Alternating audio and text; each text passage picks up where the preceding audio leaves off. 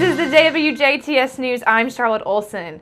Late last night, the Greater Jasper Consolidated School Board listened to an update from Corporation Clerk of the Works Scott Steffenagel of the Steffenagel Group in regards to ongoing building renovation projects across the corporation. Now, through January is coming to an end, Steffenagel told the board that the necessity for building and maintenance still continues. Steffenagel presented the board blueprints of plans that are necessary for Ireland Elementary that include a handicap ramp and other expansions including 4 classrooms and 2 additional restrooms. The GJCS board approved Steffenagel's request for permission to advertise for bids and efforts to develop these construction projects. With the meeting having momentum of approving requests, one item mentioned for approval was in regards to a memorandum of understanding with Memorial Hospital and Healthcare Center for CNA courses and a partnership between them, Jasper High School, and also between Patoka Valley Healthcare Co-op. Superintendent Dr. Tracy Lori describes how this partnership was achieved. Jasper High School and the Patoka Valley Career and Technical Cooperative are going to be partnering with Memorial Hospital to offer students in our HOSA program the opportunity to earn a CNA credential. That's a really big opportunity for kids who are exploring medical careers and may be interested in a CNA to either further their ability to acquire employment in a medical setting or to build a resume as they pursue other types of medical degrees in the future. Lori says that she believes that it's a great opportunity for students to take advantage and enroll in the program if it's in an area that they'll believe they'll enhance their future career goals. She adds that the Memorandum of Understanding with Memorial Hospital will include the access to a certified instructor that will be teaching these CNA courses. Later during last night's gathering, it was announced that the e-learning or digital learning day will be taking place in March, where students from Jasper Middle School will be encouraged to participate. Dr. Lori explains that the e-learning day will not be a day off from school, but a day of innovation. We are one of a few select schools in Indiana who will be able to pilot what we call an e-learning flex day. We'll be doing that at Jasper Middle School on March the 9th. So basically, students will get to have school at home. They have a device, and if they have a wireless connection, they will be able to access the content of their courses at home on their device. School will be open. Any students who have issues with accessing Wi-Fi at home would be allowed to come to school. The buses will run as normal. We will serve lunch. But the day will be spent in an e-learning environment as opposed to the traditional learning environment where they switch classes from day to day. So the idea is that kids could stay home, access their learning from their device, and also be able to communicate with their teachers through the device throughout the day. It really will allow us to explore what e-learning looks like. As you know, our students, as they move through their educational career, will have more and more opportunity where technology will be part of the learning that they do. According to the Alliance for Excellent Education, Digital Learning Day is an instructional practice that effectively uses technology to not only strengthen a student's learning, but to also help experience it. It emphasizes high-quality instruction and provides access to challenging content, feedback through formative assessments, opportunities for learning anytime and anywhere, and is individualized instruction to ensure that all students reach their full potential to succeed in college and also a career.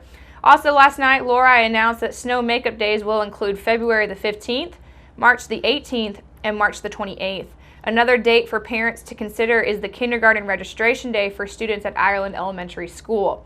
Sign-ups will take place on February 23rd from 8:30 a.m. until 12 noon, and then again from 4 p.m. until 6:30 p.m.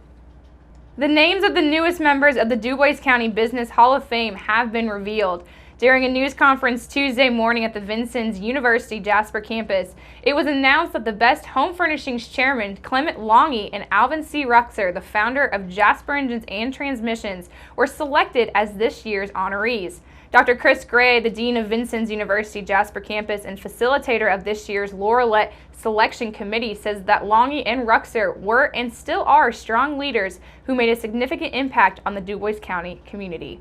We were charged with identifying candidates who best represented junior achievement in DuBois County. We looked for a leader who demonstrated a strong vision, innovation, inspiring leadership, and were a visionary within their respective industry. These are great examples of how to use successful careers to enhance our community, to be champions of Du Bois County. Last year's inductees were Service founder Bob Ruckriegel and the late Arnold F. Habig, who founded Kimball International. Clem Longy, this year's active laureate, was born in St. Henry and was raised on the family farm before graduating from Holland High School in 1954. He served in the U.S. Army and was stationed in Germany.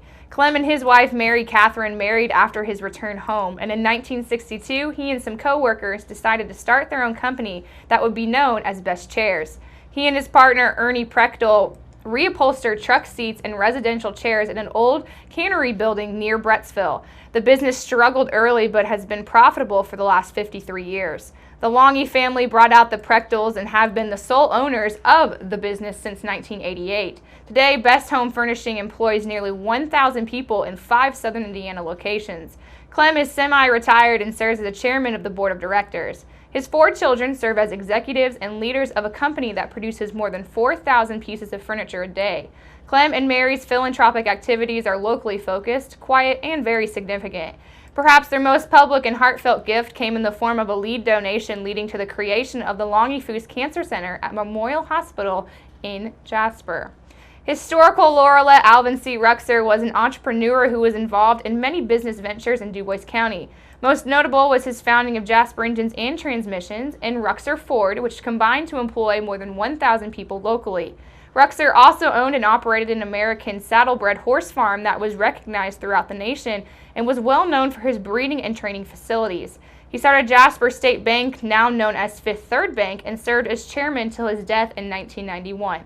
He also owned a beverage company, and one of Ruxer's greatest passions was the game of baseball, and he supported the sport in all levels in the community. He was very generous of his money and the time he spent with youth and any needs that were needed in the area. Alvin was inducted into the Indiana Baseball Hall of Fame in 1983.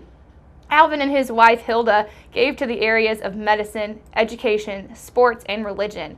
He helped in the establishment of the Vincennes University campus, was a charter member of the Jasper Chamber of Commerce, and was on the board of directors for both Memorial Hospital and Vincennes University.